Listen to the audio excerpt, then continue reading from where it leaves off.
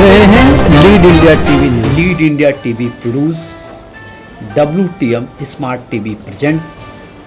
देखना ना भूले कशिश न्यूज चैनल पर।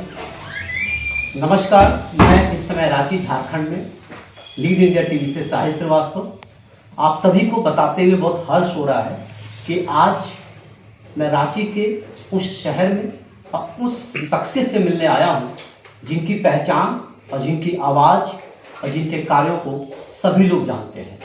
आइए मैं आपको NSD 83 के स्टूडेंट पास आउट और बेहतरीन अदाकार और बेहतरीन प्रोफेसर टीचर नाट्य क्षेत्र में इनका अपना एक योगदान है।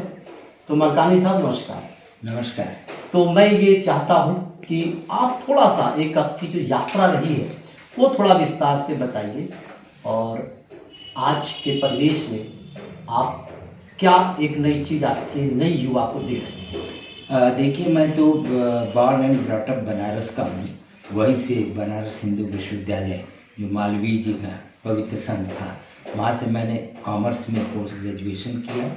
वहीं से लॉ किया इमरजेंसी के दिनों में, जब जयप्रकाश जी का आंदोलन पूरा मुहिम पे था और हम लोग भी उस आंदोलन से जुड़े हुए थे। वहाँ से करने के बाद मैं मुझे चूँकि बनारस में थिएटर बचपन से ही मेरा शौक़ रहा है और मेरे परिवार से ही रंगमंच के बहुत सारे लोगों ने उसमें योगदान किया है।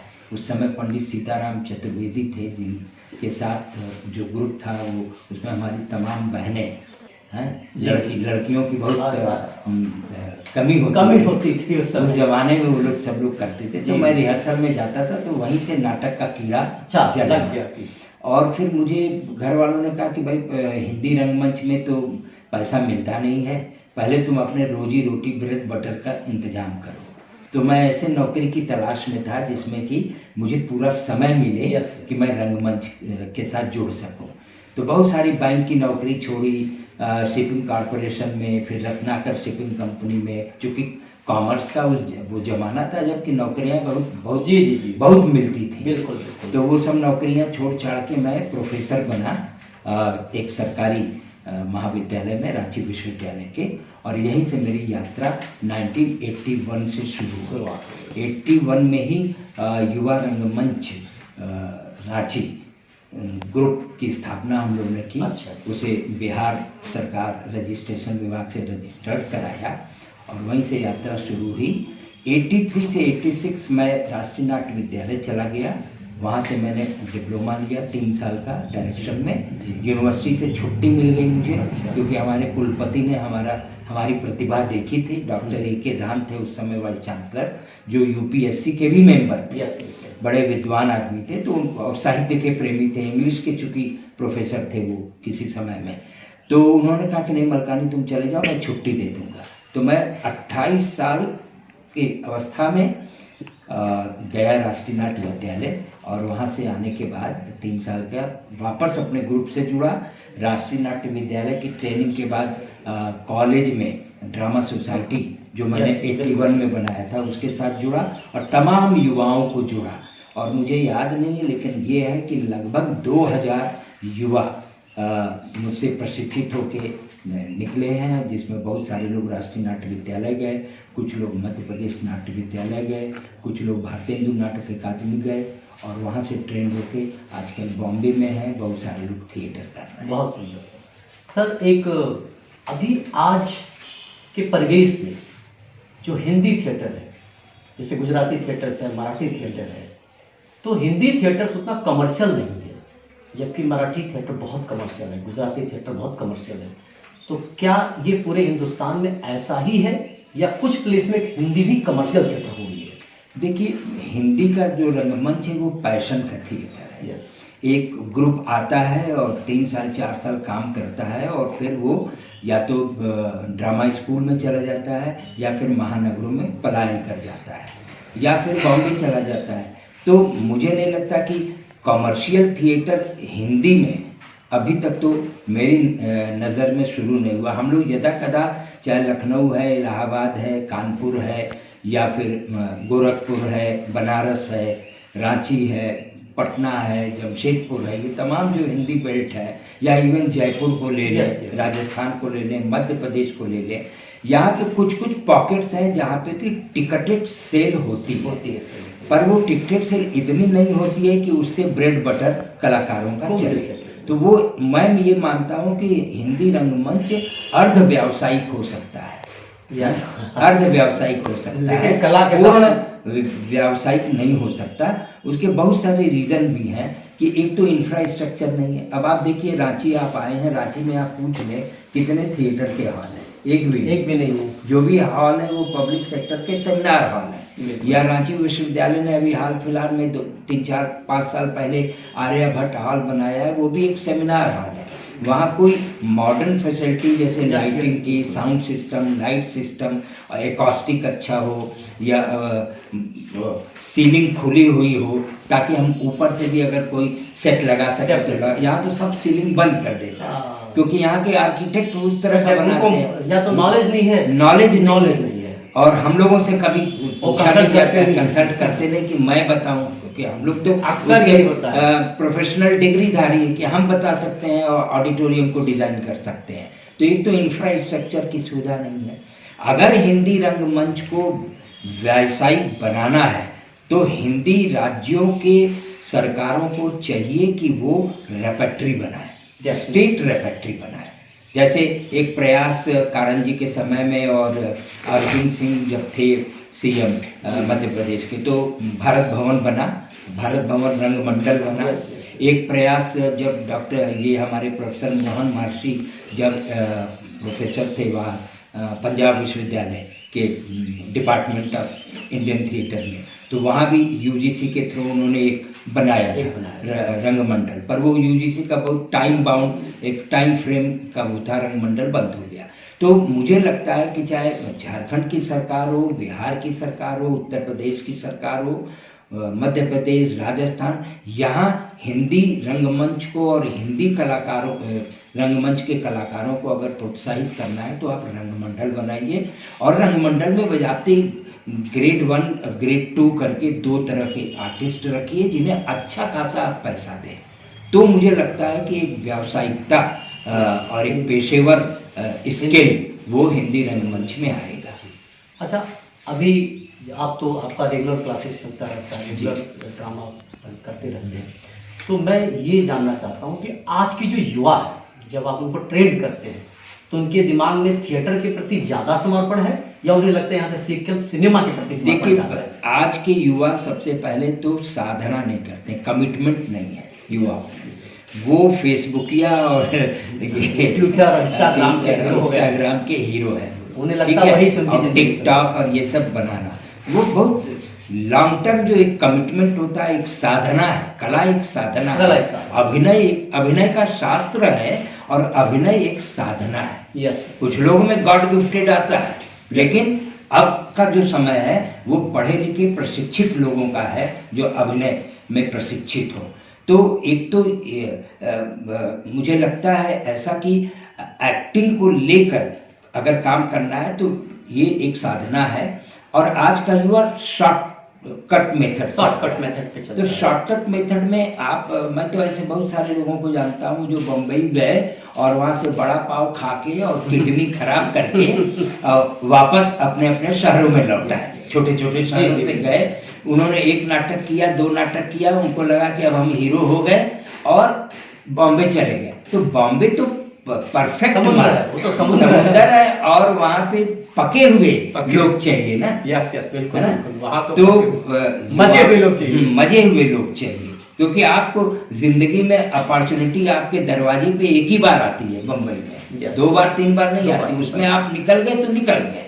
तो ये है कि शॉर्टकट मेथड से काम नहीं चलेगा, प्रशिक्षण जरूरी है और लगातार काम करना है। तो थिएटर को क्या है कि आज के युवाओं ने थिएटर को एक गेटवे समझ लिया है, सिनेमा में जाने का, टीवी इंडस्ट्री में जाने का।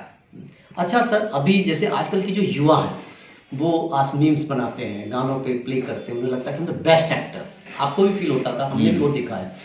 तो मैं ये चाहता हूँ कि थोड़ा सा हमारे चैनल के माध्यम से उन युवाओं को ये सिर्फ इतना कि आप जो मीम्स बनाते हैं, 30 सेकंड का जो प्रोजेक्ट बनाते हैं, वो ओरिजिनल नहीं है, वो किसी और के डायलॉग हैं, वो किसी और के गाने हैं जी। आप अपने अंदर ओरिजिनलिटी को लाने के लिए, सोल को लाने के लिए आपको क्या करें जैसे कि सोल में जन्म ले। देखिए, एक बात जो सबसे बड़ी है कि अगर आपको कला के क्षेत्र में आगे बढ़ना है, चाहे संगीत हो, आप तो इतना बढ़िया संगीत का चैनल आपने शुरू किया है और आगे भी आप काम करने जा रहे हैं, रियलिटी शो बनाने जा रहे हैं, चाहे संगीत हो, नृत्य हो, नाटक हो या फाइन आर्ट्स हो, इसमें पढ़ना बहुत ज़रूरी है। साहित्य को पढ़ना ज़रूरी है, क्योंकि साहित्य हमें वो अनुभव देता है। अभिनय का अगर क्षेत्र करें तो वो अनुभव देता है जो अनुभव हमें जीवन में 10 वर्ष जीते हुए नहीं मिल सकता। बिल्कुल। तो साहित्य को पढ़ें, तब जाके परफेक्शन आएगा। म्यूज़िक की बात करें तो म्यूज़िक में अच्छे गुरुओं के अंडर में काम करें। आप में ये जो बनाते हैं, आप छोटे छोटे रील और इस तरह की चीज़ें बनाते हैं, तो वो ओरिजिनल चीज़ें नहीं, ओरिजिनल चीज़ें तभी आएंगी जब आप परफेक्ट गुरु के साथ काम करें, साहित्य को पढ़ें और अपने पास पड़ोस के, अपने राज्य के जमीन से जुड़कर वहाँ की संस्कृति को, वहाँ के संस्कारों को पकड़ें। अब जैसे झारखंड है, झारखंड की संस्कृति में आप लगभग 32-33 जातियाँ हैं, आदिवासियों की जनजातियाँ, उपजातियाँ, उनके अलग अलग संस्कार हैं, उनके अलग गीत हैं, नृत्य हैं, संगीत है। बिल्कुल। तो जब आप वहाँ से माल लेंगे और उस माल को आप आधुनिकता के साथ, परंपरा और आधुनिकता दोनों के मेल से एक अच्छी चीज आप निकाल सकते हैं और वो ओरिजिनल चीज होगा। आप दूसरे के वो है ना, एक देखते हैं ना हम लोग, क्या है ना कि चुटकी भर सिंधु की कीमत तुम क्या जानोगे, कीमत क्या जानोगे तुम, इतना होपलेस, इतना बकवास लगता है। या गब्बर सिंह के संवाद या इस तरह के जो पॉपुलर फिल्म हैं उनमें से संवाद ले लिया या गाने ले लिए, तो वो चीजें नहीं, वो ओरिजिनल चीजें बॉम्बे में बैठे हुए लोग हैं, वो करेंगे, वो आपसे नहीं कराने जा रहे, क्रिएटिव लोग हाँ, वो कर रहे हैं। तो आपको अगर क्रिएटिविटी के फील्ड में कुछ करना है तो आपको जमीन से जुड़ना होगा, उपयुक्त गुरुओं के संरक्षण में काम करना होगा और साहित्य को पढ़कर अपने स्किल को डेवलप करना होगा। आखिरी सवाल, लीड इंडिया टीवी एक प्रोग्राम बना रहा है, कौन बनेगा माटी के बोझ सम्राट, जो सोल से जुड़ा हुआ है और प्रति सिंगर, जो सिंगर हम ढूंढ रहे हैं, 16 एपिसोड का जो एक हमारा सीजन है, एक सिंगर को हम 5 गाने नई लिरिक्स, नई म्यूजिक के साथ कंपोज करके रिकॉर्ड करेंगे, उसके बाद उसको प्लेटफॉर्म पर वो गाना है। तो मैं ये चाहता हूँ कि आपके माध्यम से इस शो के लिए जो नए सिंगर्स हैं उनको एक अच्छा अपील कर दीजिए कि इस शो में भाग ले और उनकी किस्मत में क्या चेंज आने वाला है। कॉम्पियर हम नहीं डेवलप करना चाहते हैं, जैसे इंडियन आइडल, सारेगामा, जितने शो हैं, आप लता के 10 गाने याद कर लीजिए, किशोर के 10 गाने याद कर लीजिए, कोई भी परफॉर्मेंस दे सकता है, लेकिन सोल वाली जो बात नहीं हो रही है, तो हम चाहते हैं आपका एक संदेश चला जाए आपके माध्यम से। देखिए, ये जो आप जिस चैनल से इस तरह का बहुत ही महती कार्यक्रम शुरू करने जा रहे हैं, मुझे लगता है, जहाँ तक मेरी जानकारी है, इंडिया में इस तरह का ये पहला अभिनव प्रयोग होगा। ठीक है, ग्रुप का क्या नाम है आपके? Lead India TV. Lead India TV जो काम करने जा रही है, अपने माटी की सुगंध के संगीत को लेकर काम करने जा रही है। इस माटी के सुगंध के संगीत को लेकर आप प्रयास करें और ख़ास करके हम अपने पूरे हिंदी क्षेत्र के युवाओं से, चाहे वो झारखंड हो, पटना हो, बिहार हो, उत्तर प्रदेश हो, हर राजस्थान हो, मध्य प्रदेश है, यहाँ के युवाओं से ये अपील हम करना चाहेंगे कि ये एक बहुत ही बढ़िया रियलिटी शो होने जा रहा है और इस शो में अगर आपको भाग लेना है तो मेहनत करें, परिश्रम करें और इस शो से जुड़ें। और मुझे लगता है कि आगे आने वाले भविष्य में अगर इस शो से आप निकल कर आते हैं तो आपका कैरियर संगीत के क्षेत्र में बहुत ही उज्जवल होगा। धन्यवाद अजय बलकानी जी, हमने आपको बड़ा कीमती समय लिया और आपने बहुत अच्छे तरीके से अपनी बातों को रखा है। अगर आपको कुछ लगता है कि आप जो अभी आपके जो थिएटर में जो होने वाले हैं, तो हमारे दर्शकों को बता दीजिए कि जो दिल्ली में हो रहा है, जो भोपाल में हो रहा है, लोग जाके उस शो का आनंद ले और आपसे पर्सनली मिले भी। देखिए हम लोग तो लगातार रंगमंच से जुड़े हुए लोग हैं और इतना काम है रंगमंच में, क्योंकि आपके पास स्किल है ना। आप देखिए कि दुनिया में पूरे खास करके पूरे भारतवर्ष में कितने थिएटर के एक्सपर्ट मिलेंगे, कितने थिएटर के गुरु मिलेंगे जिनके पास रियल में टैलेंट है, स्किल है।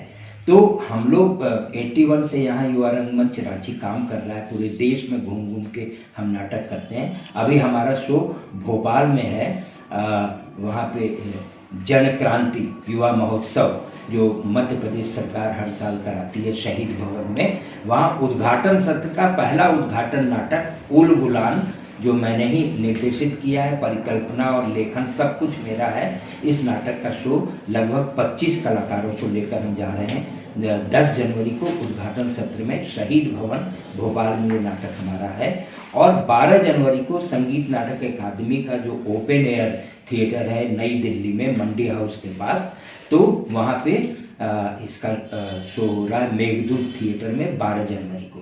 तो हम आपके चैनल के माध्यम से आप सबको सादर आमंत्रित करते हैं कि अगर आप भोपाल में उन दिनों हैं या दिल्ली में हैं तो आप निश्चित रूप से हमारा शो देखने आइए। उल गुलान नाटक जो झारखंड की एक शहीदों की एक संघर्ष गाथा है, जिससे झारखंड नाम उपजा और निकला इस पूरे भूमंडल में। धन्यवाद सर, बहुत अच्छा हमारा आपसे एक विषय पे चर्चा हुआ है, हम इसके आभारी रहेंगे। और मैं आपको अपनी तरीके से अनुमोदन भी है, विनय भी है कि झारखंड के जो भी सिंगर्स निश्चित सेलेक्ट होंगे उसका जज आप ही करेंगे, और मेरी तरफ से आपका निमंत्रण है एज ए जज। ठीक, धन्यवाद सर। बहुत जल्द आ रहा है सिंगिंग कंपटीशन माटी के बोल। कौन बनेगा माटी के बोल सम्राट? बहुत जल्द लीड इंडिया टीवी द्वारा प्रोड्यूस कशिश न्यूज़ चैनल पर टेलीकास्ट होने वाला सिंगिंग बेस रियलिटी शो। तो देर किस बात की है, न कीजिए किस्मत का इंतज़ार और बन जाइए माटी के बोल के सम्राट।